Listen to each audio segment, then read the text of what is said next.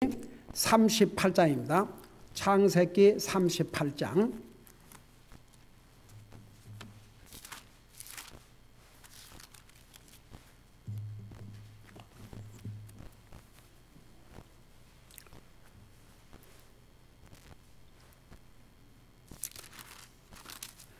우리 12절부터 14절까지 우리 한 목소리 읽겠습니다. 12절에서부터 14절까지입니다. 시작.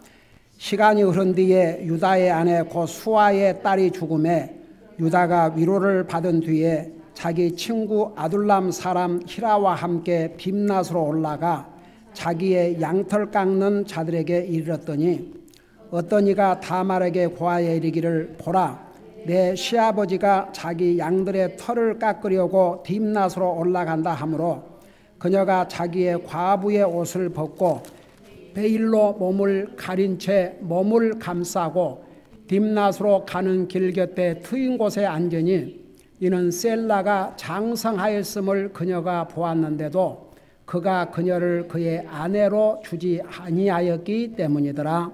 아멘. 우리 아버지 하나님, 이 시간에는 주님의 존귀하신 말씀을 듣고자 합니다. 말씀을 전할 이 종을 주의 성령님께서 도구로 사용하여 주셔서 이 기록된 말씀 속에 있는 깊은 진리를 하나도 빠뜨림이 없이 방해받지 않고 잘 증거할 수 있도록 이 종을 도구로 사용하여 주시옵소서. 감사합니다. 사랑합니다. 예수님의 이름으로 감사 기도드리옵나이다. 아멘. 앉으시기 바랍니다. 우리 창세기 38장의 내용만을 보면 왜 이런 것을 기록해서 성경에 주셨을까? 그런 생각을 할 수도 있습니다. 여러분, 그래서 옛날에 어떤 분이 진짜 하나님 안 믿는 사람은 성경도 보면 안 됩니다. 비판적인 사람. 성경을 비판적인 사람은 성경 봐도 안 됩니다. 어떤 사람들은 이런 내용들을 이렇게 인용해 가지고 도리어 비난하고 비판하는 그렇게 사용을 하거든요. 근데 제가 이미 서두에서 자세하게 설명했습니다만 왜 이 창세기 38장이 중요하냐, 그리고 왜 이런 얘기까지 기록을 했느냐, 크게는 두 가지 중요한 의미가 있습니다. 첫째는 보세요. 유다와 다말은 예수님께서 사라의 몸으로 이 땅에 오실 때 그 족보, 휴먼 지니알러지, 족보에 나와 있습니다. 대단한 사람들입니다. 한번 생각해 보세요. 사람도 아니고 하나님이신 예수님이 사라의 모습으로 이 땅에 오시는데 그 족보에 그 이름이 올라갈 정도면 대단히 중요한 사람들입니다. 그래서 기록이 되어 있고, 또 한 가지는 보세요. 이 세상에 그 누구도, 심지어는 믿음의 조상인 아브람도, 이삭도, 야곱도 완전한 사람들이 아니었습니다. 다 허물이 있는 사람들이었습니다. 여러분 절대 잊지 마세요. 여러분, 우리 로마서 3장 10절에 의인은 없나니 하나도 없다, 이 말씀은 아브람, 이삭, 야곱이나 다니엘이나 이런 믿음의 위대한 사람들을 다 빼고 한 얘기 아닙니다. 의인은 없나니 하나도 없다, 그 말씀은 진짜 그대로입니다. 예수님은 사라의 몸으로 이 땅에 오셨지만 그분은 하나님이십니다. 예수님은 처녀의 몸에서 탄생하셨습니다. 남자의 피를 받고 태어나신 분이 아닙니다. 그래서 우리 예수님은 사라의 몸으로 오셨지만 죄를 알지도 못하신 분이라고 그랬습니다. 그래서 다 죄인입니다. 유다도 죄인입니다. 다말도 죄인입니다. 그들의 겉으로 나타나는 행위만 보면 어떻게 이런 사람들, 그럴 수 있습니다. 그런데 보세요. 이 세상에 모든 사람들은 다 죄인입니다. 똑같은 잘못을 안 했다 해도, 여러분 보세요. 겉으로는 얌전하게 이러면서 속으로 누구를 미워하고 살면 이 사람은 하나님 보실 때 어떤 사람입니까? 살인자나 마찬가지입니다. 여러분 이 세상에 사람들에게는 자비를 베풀고 사람들에게는 잘하고 사람들에게는 칭찬받으려고 잘하면서 우리에게 생명을 주시고 우리를 영원한 지옥으로부터 구원하기 위해서 자기 생명을 주신 우리 주님을 믿지 않는 이 죄는 무슨 죄라고 그러십니까? 이 세상에서 가장 큰 죄입니다. 그래서 이 죄는 이 세상에서도 용서를 못 받고 오는 세상에도 용서를 못 받고 지옥을 갑니다. 제가 아주 쉬운 예를 하나 들어드릴게요. 가령 여러분의 자녀들이 제가 이제 이 예가 여러분들이 이해에 도움이 되기 위해서 이제 하는 거예요.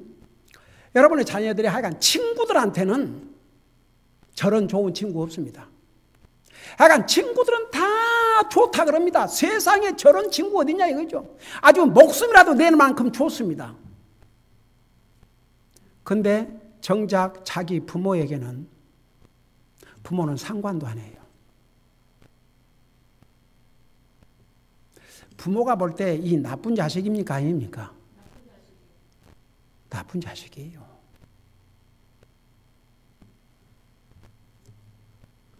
아무리 친구한테 잘해도 자기 부모를 외면하고 모른 체하고 상관도 안 한다 그러면 이 얼마나 못된 자식입니까? 그와 같은 원리입니다. 여러분 우리 골로새서 배웠죠. 우리 하나님께서 우리에게 생명을 주셨고 우리가 지금 사는 것도 누구 때문에 산다고 그랬어요? 예수님 때문에. 우리가 지금 살아있는 것도 예수님 때문에 살아있다고 그랬습니다. 그리고 우리가 살아있는 것은 누구를 위해서 살게 하신다고 그랬어요? 주님을 위해서. 그러니까 생각해 봐요. 이 세상에서 아무리 다른 사람에게 잘해도 예수님을 끝까지 안 믿고 죽으면 영원한 지옥에 갑니다. 그래서 모든 사람들은 다 죄 중에서 태어나서 죄값으로 죽어 지옥 갈 수밖에 없었는데 하나님의 은혜로 우리를 구원해 주셨습니다. 여기에 보세요. 유다와 다말의 이 행위만 보면 어떻게 이런 사람들이 근데 보세요. 성경에 위대한 그 사람들이 그들의 행위로 구원받았어요? 믿음으로 구원받았어요? 믿음으로 구원받았습니다. 다. 그래서 우리에게 주신 중요한 교훈이 있습니다. 결국은 유다와 이 다말도 믿음으로 구원받고 이렇게 예수님의 족보에 나오는 영광까지 누리게 되십니다. 자, 그걸 일단 머리에 두시면서 13절 어떤 이가 다말에 고하여 이르기를 보라 내 시아버지가 자기 양들의 털을 깎으려고 딥낫으로 올라간다 하므로 그녀가 자기의 과부의 옷을 입고 베일로 몸을 가린 채 몸을 감싸고 딥낫으로 가는 길 곁에 트인 곳에 앉으니 이는 셀라가 장사하였음을 그녀가 보았는데도 그가 그녀를 그의 아내로 주지 아니하였기 때문이라. 자 보세요. 자 유다가 누구와 결혼했어요? 유다가 누구와 결혼했어요? 어떤 나라 어느 여자와 결혼했어요? 불신자와 결혼했어요? 아니면 믿는 사람과 결혼했어요? 불신자인 가나안 땅 여자와 결혼했습니다. 거기서 태어난 큰아들 둘째 아들이 어떻게 됐습니까? 주님께서 죽이셨어요. 얼마나 악했으면 하나님께 직접 죽이셨습니다. 이제 세 아들을 놓고 그 부인도 죽었어요. 그러니까 이제 그 잠깐 12절에 보면요. 시간이 흐른 뒤에 유다의 아내 곧 수아의 딸이 죽음에 유다가 위로를 받은 뒤에 그랬어요. 그러니까 이제 자기 와이프도 죽었어요. 그러니까 유다가 이방 여자와 가나안 땅의 여자와 결혼해서 아들 셋을 낳았지만 두 아들은 악해서 우리 주님께서 죽이셨고 그 다음에 셋째 아들은 이제 아직 어렸었고 그리고 그 유다의 아내도 죽었습니다. 그러면서 유다가 자기 며느리 그러니까 큰아들의 며느리였던 다말에게 너는 가서 기다리라고 그랬습니다. 그래갖고 이제 셋째 아들이 장성하면 아내로 주겠다고 그랬는데 그 약속을 유다가 지켰어요, 안 지켰어요? 안 지켰어요. 이유가 뭐예요? 그 아들도 죽을까 봐서. 그러니까 어떻게 보면 며느리를 속인 겁니다. 그럼 보세요. 이 며느리가 이제 그 얘기를 듣고 결국은 그 셋째 아들이 장성했는데도 자기 남편으로 주질 않고 자기를 아내로 맞이하게 하지 않으니까 결국은 이제 유다가 자기 과부의 베일을 벗고 마치 창녀의 모습으로 가서 자기 시아버지가 지나가는 길목에 앉았습니다. 나중에 이제 그 뒤에 나오는데 결국은 그 유다가 자기 며느리를 누구로 알았습니까? 창녀로 알아가지고 이제 잠을 잔 것이요. 그래서 이제 남은 그 나머지 얘기는 이렇습니다. 그래가지고 이제 싹스를 받아야 되지 않습니까? 창녀는 돈 받고 하는 것이니까. 그러니까 이제 그 딜을 했어요. 그러니까 물론 유다는 그 여자가 자기 며느리인 걸 전혀 몰랐습니다. 모르는 상태에서 한 겁니다. 여러분 15절 봐요. 그녀가 자기 얼굴을 가렸으므로 유다가 그녀를 보고 창녀로 여겨 길 곁으로 그녀에게 나아가 이르되 자 원하건대 내가 내게로 들어가게 하라니 그는 그녀가 자기 며느리인 줄 알지 못하였더라. 그러니까 알고 한 게 아닙니다. 그녀가 이르되 당신이 내게 무엇을 주고 내게로 들어오려 하나이까. 그러니까 이제 거를 해야지요. 싹스를 받고 해야지요. 그러니까 17절에 그가 이르되 내가 염소떼에서 염소 새끼를 보내주리라 하매 그녀가 이르되 당신이 그것을 보내줄 때까지 내게 담보물을 주겠나이까. 그러니까 이제 염소 새끼를 해가지고 내가 값을 치르겠다 그러니까 그러면 그 염소 새끼를 보낼 때까지 나에게 담보물을 주십시오. 그러니까 어떻게 보면 다말 스마트해요, 안 해요? 굉장히 스마트해요. 그 다음에 보세요. 유다가 이르되 18절에 무슨 담보물을 내게 주랴 하며 그녀가 이르되 당신의 도장과 팔찌와 당신의 손에 있는 지팡이로 하소서 하니 그가 담보물을 그녀에게 주고 그녀로 들어가며 그녀가 유다로 말미암아 수태하였더라. 자, 여기에서 이제 이 며느리가 당신의 도장 아주 중요합니다. 옛날이나 지금은 다 사인으로 하지만 지금도 하고 가짜 사인 해봐요. 큰일 나요. 자, 여기에 그러니까 그 도장, 팔찌, 그 다음에 당신의 손에 있는 지팡이, 아이고 요구도 여러 가지를 요구를 했네. 아주 분명하고 확실하게. 자, 그러니까 이제 그걸 약속을 하고 담보물을 주고 이제 들어갔는데 그로 인해서 수태를 했다고 그랬습니다.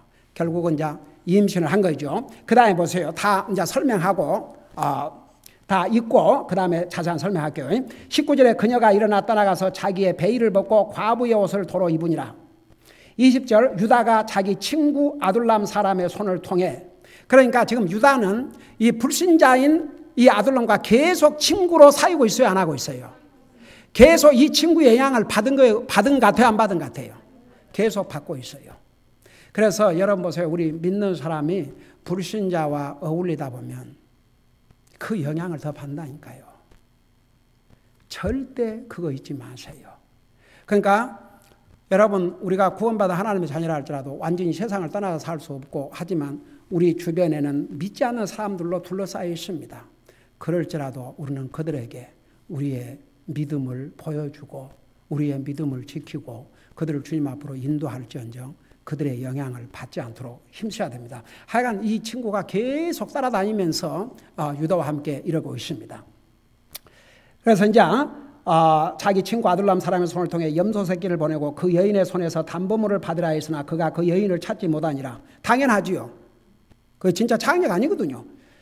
19절에 21절에 이에 그가 그곳 사람들에게 물어 이르되 길가에 드러내놓고 있던 그 창녀가 어디에 있느냐 하니 그들이 이르되 이곳에는 창녀가 없었느니라 하매 이 동네에는 이 마을에는 창녀가 없습니다. 22절 그가 유다에게 돌아와 이르되 내가 그녀를 찾지 못하고 그곳 사람들도 말하기를 이곳에는 창녀가 없었느니라 하더라 하니 23절 유다가 이르되 그녀가 그것을 갖게 하라. 우리가 부끄러움을 당할까 염려하노라. 보라 내가 이 염소 새끼들을 보내었으되 그대가 그녀를 찾지 못하였니라 하니라. 그러니까 이제 유다는 걱정이 됐어요. 이게 단순한 장례가 아니고 이게 만일에 이 일이 어떻게 될까? 어떤 부끄러움을 당할까? 그런 두려움 속에서 물론 유다가 지금 제가 지난번에 잠깐 설명했지만 유다는 이제 우리도 그 입장을 한번 조금 보세요. 아직도 젊은 나이에 있었습니다. 근데 형제들이 모의를 해서 요셉을 죽이려고 그러니까 그래도 살려내야 되지 않습니까? 그러니까 형제를 죽여 피를 흘린들 우리에게 무슨 유익이 있겠느냐? 차라리 팔자. 그래서 팔아서 죽임을 면하게 했죠. 그리고 아버지로 돌아왔는데 아버지에게는 형제들이 유다가 했겠습니까?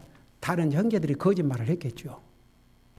거짓말로 요셉의 옷을 주면서 그 짐승을 죽여서 피를 묻혀갖고 이게 요셉의 옷이 맞습니까? 그래서 아버지는 통곡을 했습니다. 그때 유다의 심정이 어떻겠습니까? 한번 생각해 보세요. 그러니까 이도 저도 보기 싫어서 떠난 거죠. 근데 결국은 그래서 이제 어떤 면에서는 보세요. 그렇다고 해서 문제를 해결해야지 무조건 떠난다고 이 일을 해결한 건 아니죠. 그러다가 보니까 이제 잘못된 친구, 세상 친구, 불신자의 친구를 사게 됐고 불신자 아내를 얻게 됐고 그래서 자식들을 낳았지만 결국은 두 아들들 악을 행해서 하나님 앞에 죽임을 당하고 결국은 보세요. 그 셋째 아들이 있었지만 결국은 우리 예수님께서 그 셋째 아들이 그 후손을 통해서 예수님이 오셨어요? 안 오셨어요? 아니에요. 유다의 후손이 유다가 낳은 셀라가 됐습니까? 안 됐습니까? 안 됐어요. 자, 그것을 여러분 잠깐 머릿속에 두시면서 계속 보세요. 24절에 석 달 뒤에 어떤 이가 유다에게 고하여 이르되 내 며느리 다말이 창녀짓을 행하였고 보라 또 행음하여 아이도 배었느니라 하니 유다가 이르되 그녀를 끌어내어 불태우라.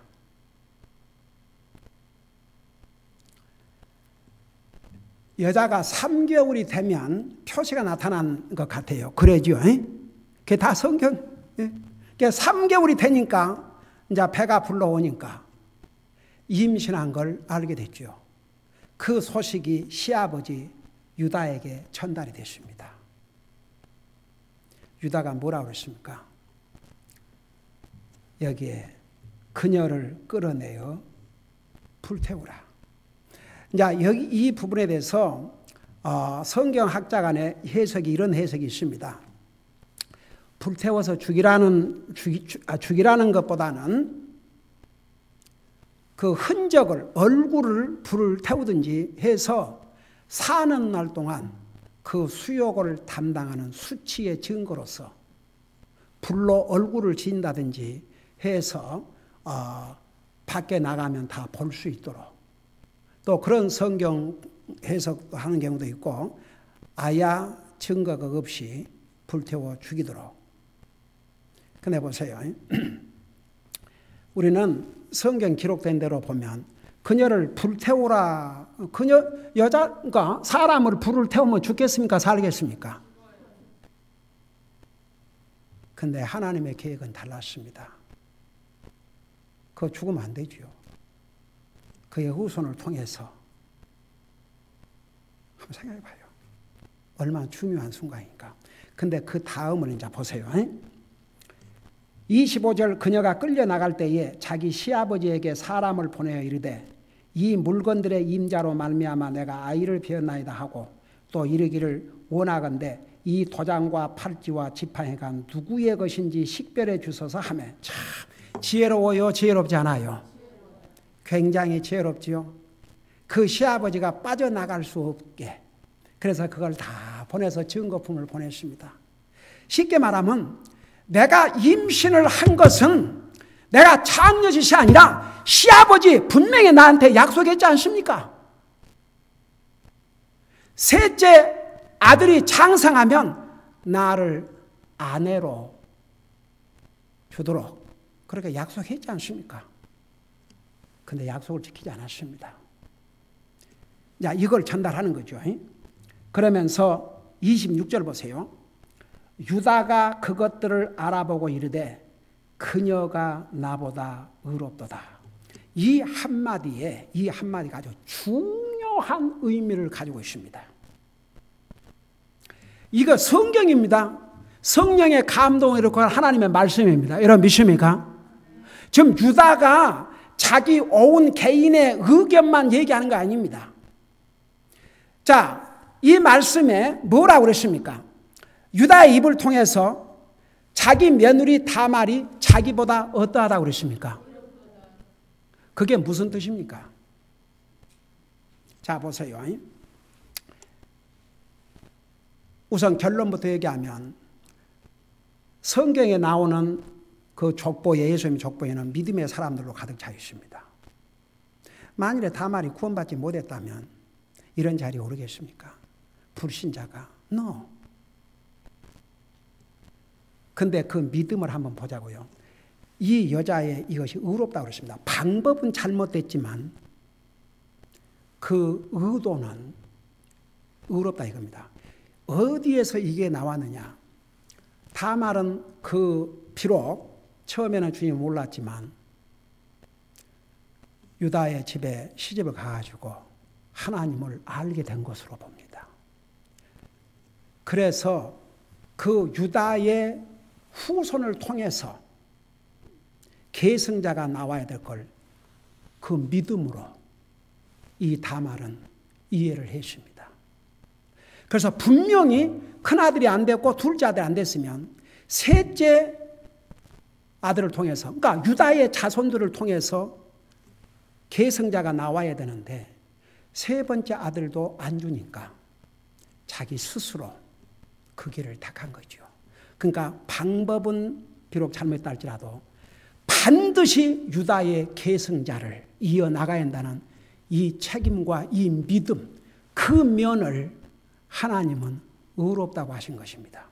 여러분 보세요. 이것을 좀 우리에게 비춰봐서 우리가 뭐 이런 죄는 아니다 할지라도 여러분 나와 여러분 우리 자신을 볼 때 우리가 정말 하나님 은혜로 구원받고 하늘나라 갈 자격이 있습니까?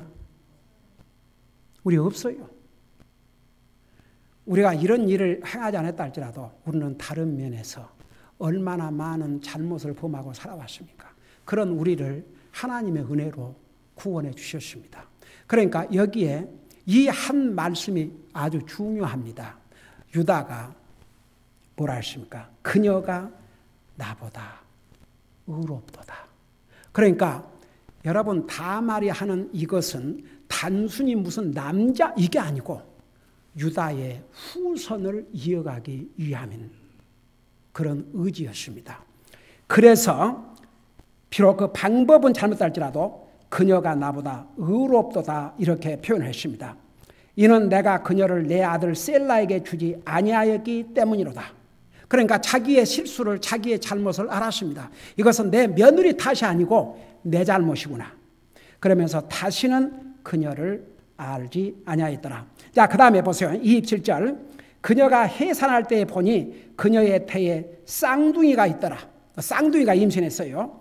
28절. 그녀가 해산할 때에 한 아이가 자기 손을 내밀매 산파가 이르되 이 아이가 먼저 나왔다고 그의 손을 잡아 주홍색 실로 그의 손을 메었더라. 29절. 그가 손을 도로 넣음에 보라. 그의 형제가 나오므로 그녀가 이르되 내가 어찌하여 튀어나오느냐 이 찢어짐이 내게 있으라 하였으므로 그의 이름을 베레스라 하였고 그의 형제 그 손에 주홍색 실이 있는 자가 뒤에 나오니 그의 이름을 세라라 하였더라. 자, 먼저 형과 동생이 바꿔줬어요? 안 바꿔줬어요? 바꿔줬죠? 그러니까 세라가 먼저 나올 뻔했죠. 그 손이 나오니까 그걸 주홍색 실 가니까 들어가고 그 다음에 베레스가 나왔는데 결국은 유다의 후손이 누가 됐습니까? 바로 베레스가 됐습니다. 자, 보세요. 어쩌면 지금 유다의 가문에 큰 위기가 닥쳐왔습니다. 자, 큰아들도 죽어버렸죠. 둘째 아들도 죽었죠. 셋째 아들 어떻게 될지를 모르는 거죠. 그러니까 유다도 이 아들도 죽으면 어떨까 싶어가지고 다말 며느리에게 거짓말하고 셋째 아들이 장성하면 아내로 주겠다고 했는데 그거 안 했지요. 그럼 만일에 셀라도 죽었다고 생각해 봐요. 자식이 없이. 그러면 유다의 선에서 손이 끊깁니다. 결국은 이 다말을 통해서 태어난 자식이 유다의 후손이 되었고 나중에는 다윗의 조상이 되었고 결국은 신약성경에 가면 예수님의 족보에 그 이름이 나옵니다. 이것은 무엇을 우리에게 보여준 줄 아십니까? 사람은 이래서 죄를 짓고 저를 짓고 범죄하지만 믿음은 결국 모든 죄를 용서받고 승리한다 이겁니다. 여러분 유다가 그리고 나서 그 자기 며느리인 줄 알고 그런 게 아닙니다. 자기도 순간에 아내가 잃고 이제 외롭고 그러니까 창녀인 줄 알고 그렇게 한 것이죠. 그러지만 하나님께서는 결국 유다를 아브라함의 계승자로 우리 주님이 이 땅에 오시는 휴먼 족보의 그 조상으로 여러분 야곱의 12아들 중에 4번째 아들입니다. 근데 보세요. 이제 이 부분만 보면 그렇죠. 근데 봐요. 이 유다에 대해서 자세하게 그의 인격에 대해서 얘기한 부분이 나옵니다. 우선 그 형제들 큰아들 루벤은 그래도 동생을 이렇게 살리려고 했지만 끝까지 책임졌어요, 안 졌어요? 책임 안 졌어요. 근데 끝까지 일단은 죽음에서 면하게 힘쓴 형제가 누구였어요? 바로 유다였어요. 여러분 이걸 잠깐 생각하면서 그 유다에 대해서 잠깐 좀 우리 보도록 하겠습니다. 여러분 창세기 뒤로 넘어가 보세요.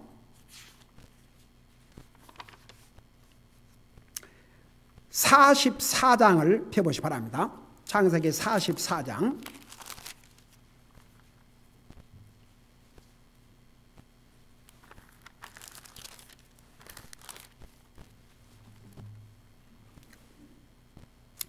16절을 보시기 바랍니다.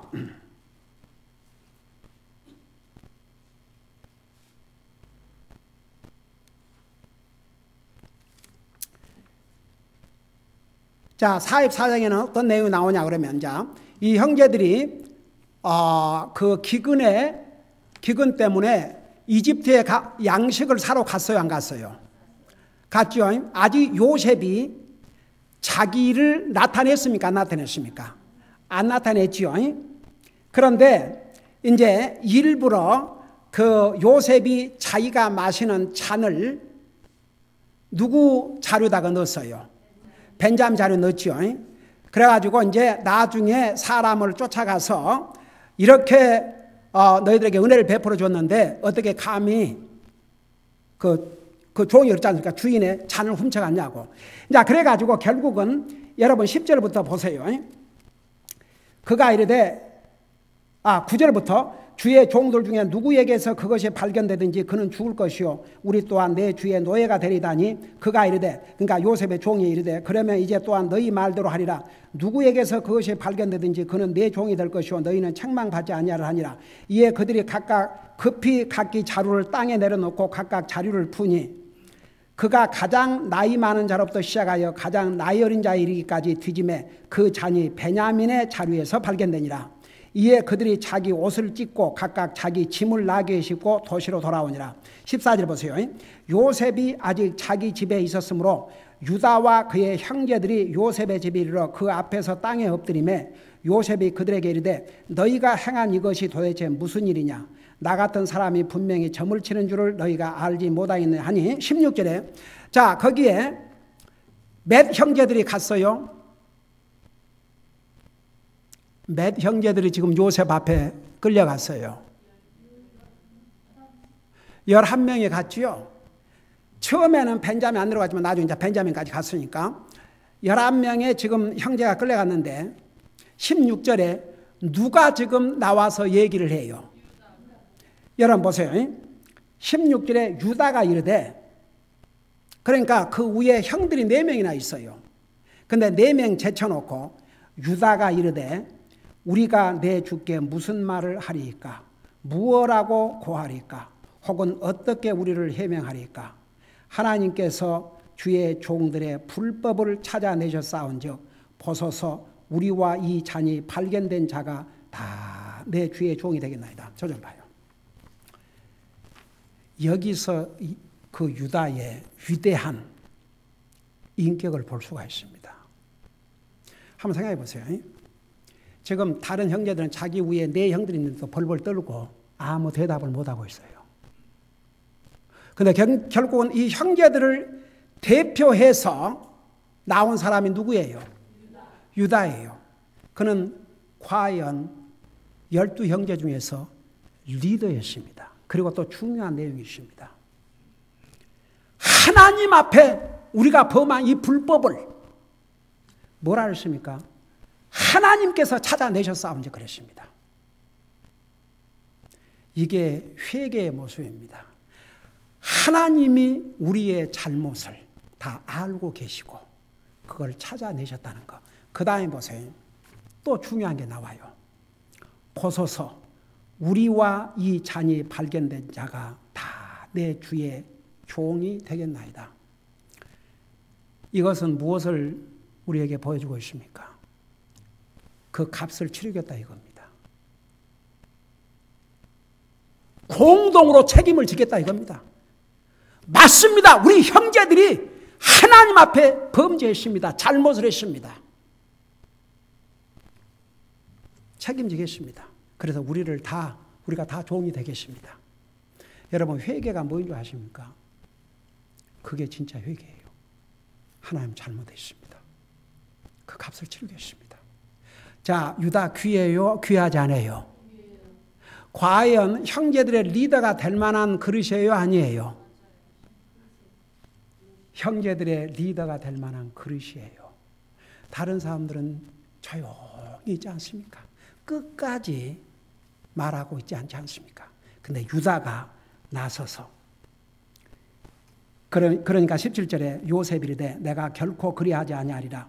손에서 이 잔이 발견된 자만 내 종이 되고 너희로 말하건대 너희는 평안히 너희 아버지로 올라갈지니라 하니라. 그러니까 이제 요셉이 그러죠. 아직은 요셉 행전이 몰라요. 나머지는 다 가라. 그 잔이 발견된 자만 내가 종을 삼겠다. 그러니까 얼마나 좋은 기회입니까? 그러면 얼씨구나 하고 보세요. 다른 형제들이 나왔어요? 안 나왔어요? 열시 다른 형제들 아무 말이 없어요. 근데 보세요.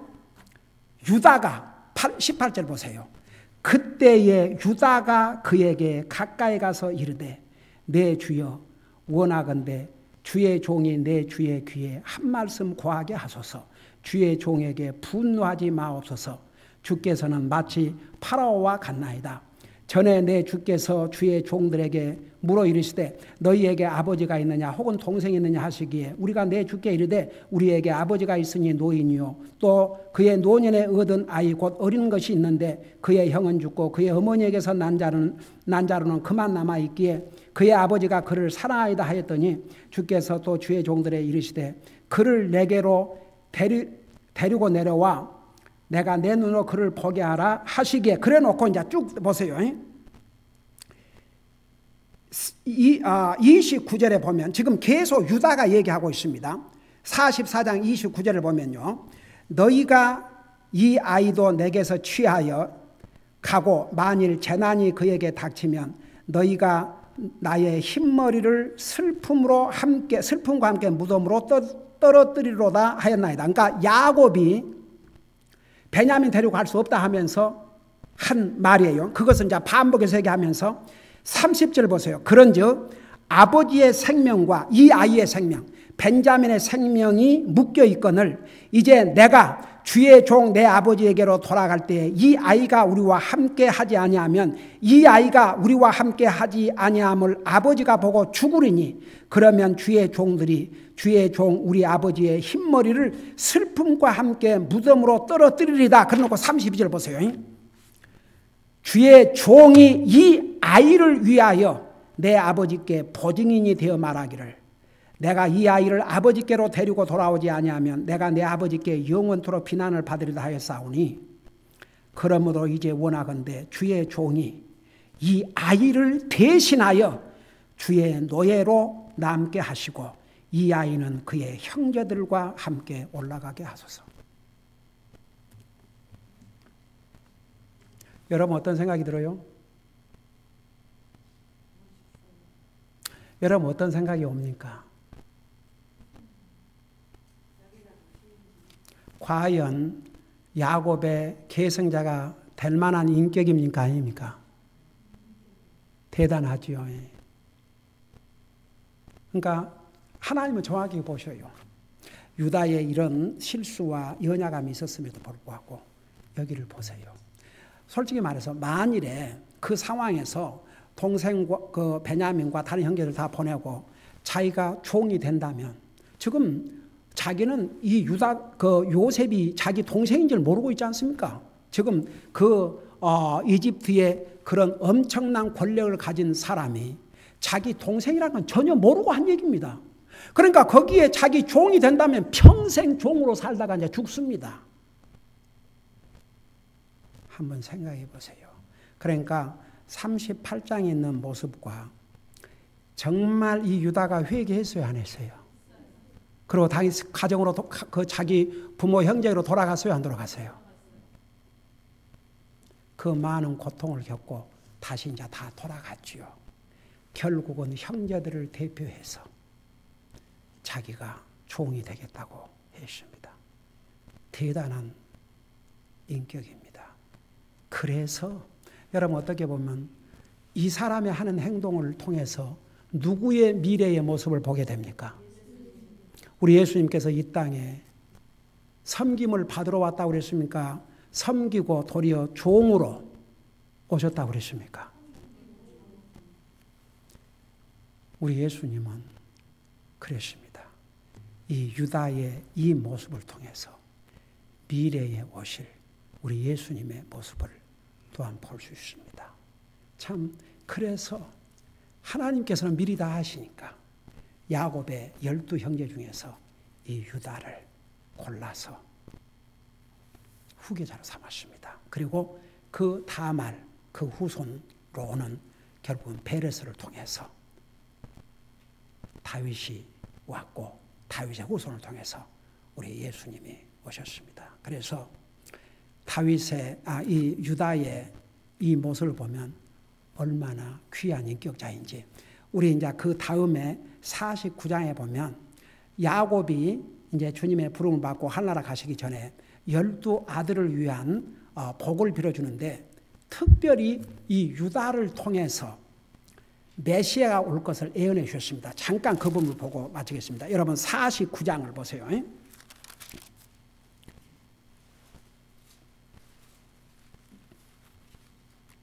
우리가 나중에 이 부분을 다시 공부하겠지만 우리 49장 8절부터 보세요. 자, 49장에 보면 야곱이 죽기 전에 큰아들로부터 시작해서 루벤으로부터 시작해서 쭉 이렇게 이제 그들을 통해서 일어날 일 이런 이제 예언을 해 주신 겁니다. 근데 8절에 보니까 특별히 이 유다에 대해서는 내용이 상당히 깁니다. 유다야, 너는 내 형제들이 찬양할 자니라. 내 손이 내 원수들의 목을 잡을 것이요 내 아버지의 자식들이 내 앞에 절하리로다. 그러니까 유다가 형제들의 주가 될 것을, 그러니까 야곱의 계승자가 될 걸 여기서 볼 수 있어요, 없어요? 볼 수 있죠.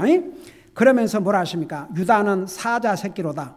내 아들아, 내가 탈취한 것을 떠나서 위로 올라가도다. 그가 엎드리고 웅크린 것이 사자 같고 늙은 사자 같으니 누가 그를 깨워 일어나게 하리요. 그러면서 여기에 실로가 오실 때까지, 여기에 실로가 바로 예수님을 가리켰습니다.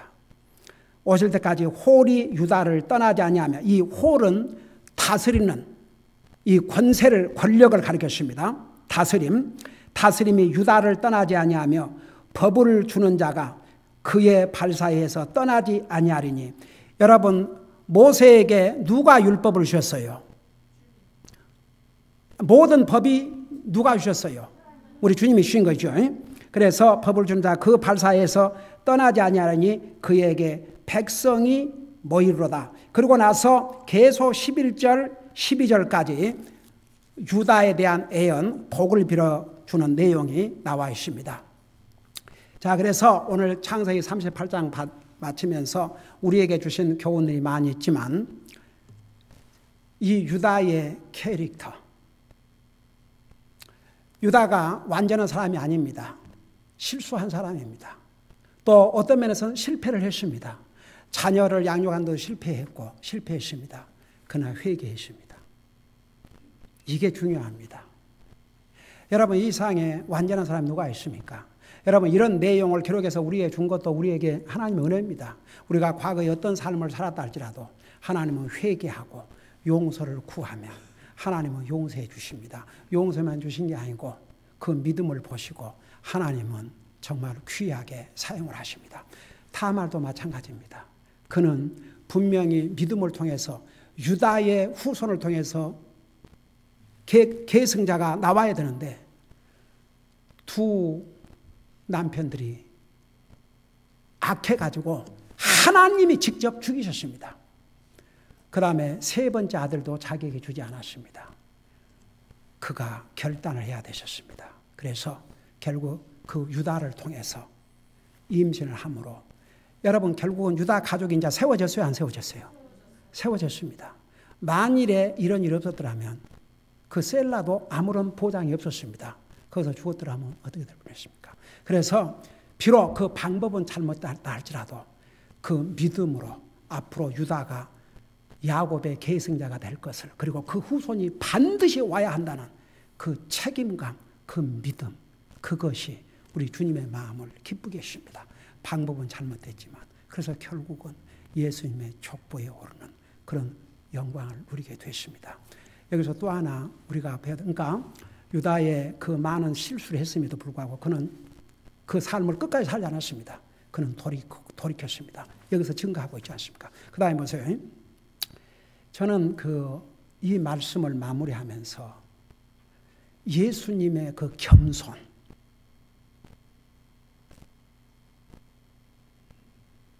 어쩌면 하나님께서 흠도 없고 점도 없는 그런 사람들을 족보에 나오게 할 수 있지 않습니까? 그런데 이런 허물과 이런 실수와 이런 사람이 있었음에도 불구하고 믿음으로 다 그들은 승리를 했고 우리 주님은 그들의 후손으로 사람으로서는 이 땅에 오심으로 얼마나 겸손, 사람들은 가문 따지고 뭐 따지고 그러지 않습니까? 얼마나 우리 주님은 겸손한 라인을 택하셨는지, 그래서 또 한 번 주님의 겸손 얼마나 감사한지. 그래서 38장에서 우리에게 주신 참 교훈이 많이 있습니다. 그러니까 내가 이걸 마무리하고 마칠게요.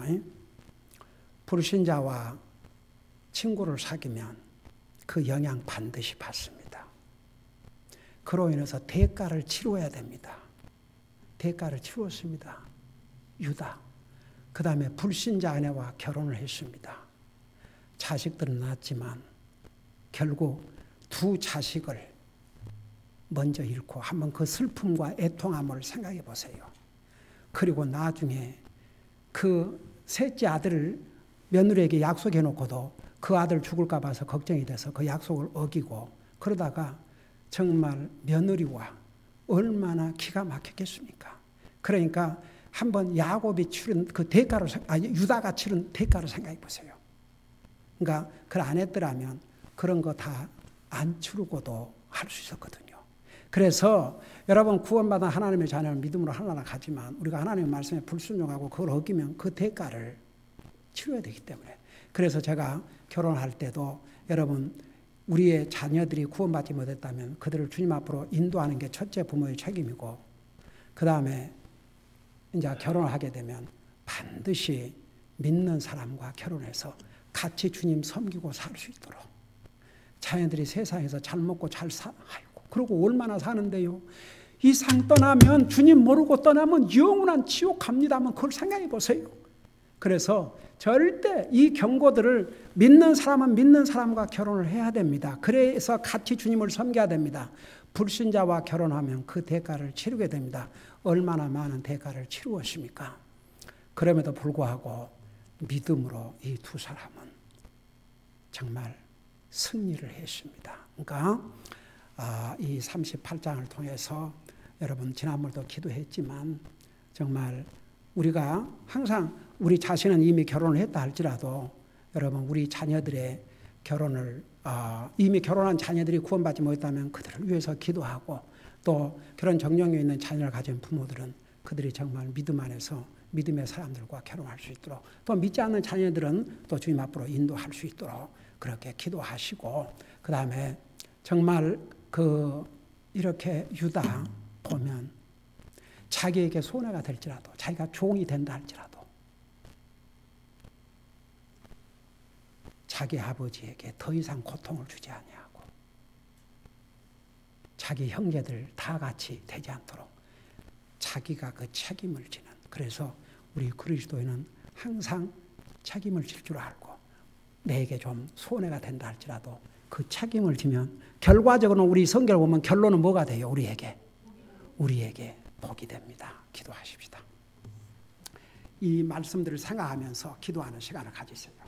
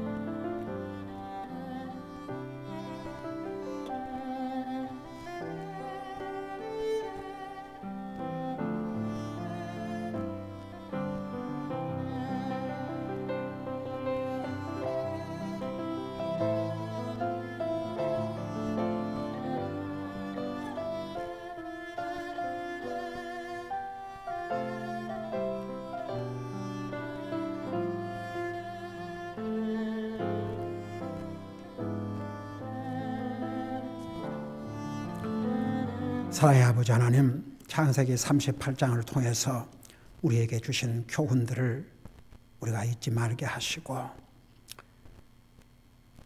우리가 구원받은 하나님의 자녀로서 이 세상을 등지고 살 수 없지만 우리는 항상 이 세상의 영향을 받고 산다는 거 잊지 말게 하시고 그 영향으로부터 우리를 지키고 보호하게 하시고 우리의 자녀들을 세상의 영향으로부터 지키고 보호하게 하시고 불신자와 친구로 사귀고 불신자와 결혼하면 엄청난 대가를 치른다는 것도 깨달았습니다.